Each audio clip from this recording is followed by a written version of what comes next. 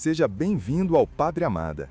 Antes de mergulhar nos bastidores da diplomacia militar e na crise silenciosa que ameaça os céus do Brasil, curta este vídeo e inscreva-se no canal. Sua participação fortalece a nossa missão de trazer análises estratégicas com responsabilidade e profundidade.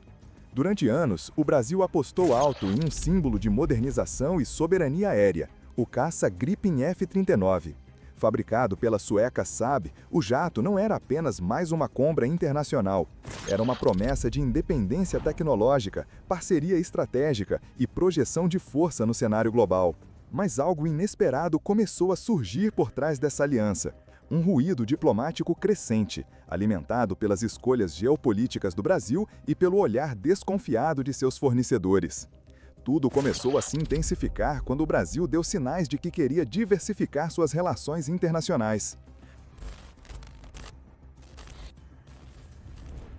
Conversas com autoridades russas, visitas a Moscou e aproximações em áreas sensíveis como defesa cibernética, modernização de armamentos terrestres e até possíveis acordos sobre tecnologia de propulsão avançada deixaram os suecos em alerta. Afinal, o Brasil estaria se aproximando demais de um país que hoje é visto pelo Ocidente como um antagonista direto da ordem internacional liberal. A Suécia, conhecida por sua tradicional neutralidade, tem sido pressionada cada vez mais a alinhar-se com os interesses da OTAN. Nesse contexto, qualquer sinal de que o Brasil, um dos principais parceiros fora do eixo ocidental, estaria estreitando laços com a Rússia é recebido com desconforto.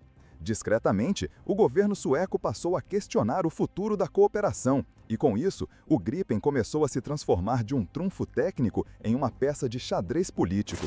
A questão central é: até que ponto o Brasil realmente controla os seus Gripens? Apesar da transferência de tecnologia prometida e parcialmente cumprida, vários dos sistemas essenciais do caça, como radares, sensores de guerra eletrônica e softwares de missão, permanecem sob controle de fornecedores estrangeiros, incluindo empresas americanas. Isso significa que qualquer atrito político pode resultar em atrasos no envio de peças, bloqueios de atualizações ou até paralisações discretas do programa. Em outras palavras, mesmo o mais moderno dos caças pode ser desativado por uma decisão tomada do outro lado do oceano. Essa realidade ficou evidente em casos como o da Turquia, que após adquirir sistemas de defesa russos, foi expulsa do programa F-35 pelos Estados Unidos. O precedente existe e os alertas são reais. O Brasil, se continuar investindo em um alinhamento mais plural com potências como a Rússia, pode acabar enfrentando barreiras semelhantes. E quando falamos de defesa nacional, o tempo de resposta não pode depender da boa vontade alheia. Ainda que não existam sanções abertas, o jogo da pressão diplomática é sutil.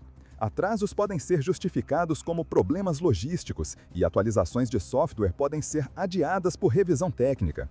O Brasil ficaria então em uma zona cinzenta onde sua autonomia militar seria apenas parcial, uma ilusão construída sobre acordos frágeis e interesses voláteis. Por outro lado, a busca por novos parceiros militares também tem lógica. Países como a Rússia oferecem tecnologias que muitas vezes são negadas pelo Ocidente ao Brasil, como mísseis hipersônicos, tecnologias de guerra eletrônica mais agressivas e possibilidades reais de transferência integral de conhecimento. Isso sem falar na colaboração em propulsão nuclear, algo que pode ser decisivo para os submarinos da Marinha. Esse dilema geopolítico exige uma escolha cuidadosa. Manter-se fiel aos compromissos ocidentais de preservar os acordos em vigor, mesmo que isso limite o acesso a tecnologias sensíveis, ou desafiar as amarras diplomáticas e buscar maior autonomia estratégica, mesmo ao custo de tensões com fornecedores históricos. Durante anos, o Itamaraty, como de costume, tenta caminhar na corda bamba. O discurso oficial é de neutralidade, diálogo com todos os atores e defesa da paz, mas as ações do governo têm mostrado um interesse crescente em escapar da dependência exclusiva do Ocidente. O problema é que, nesse jogo, os aliados também observam e cobram fidelidade.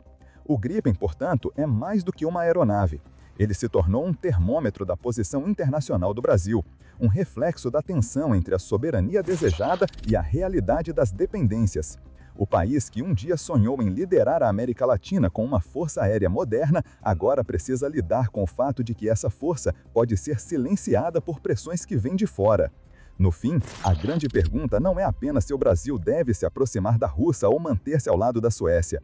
A questão é se o Brasil está disposto a enfrentar as consequências de buscar verdadeira autonomia em defesa, ou se continuará refém das engrenagens da geopolítica global. E você, o que pensa sobre isso? O Brasil deve resistir à pressão sueca e aprofundar sua cooperação com outras potências, mesmo que isso custe caro? Ou é mais prudente preservar as alianças ocidentais e evitar o risco de embargos? Deixe sua opinião nos comentários, curta o vídeo, inscreva-se no canal e ative o sino para não perder os próximos conteúdos do Pátria Amada.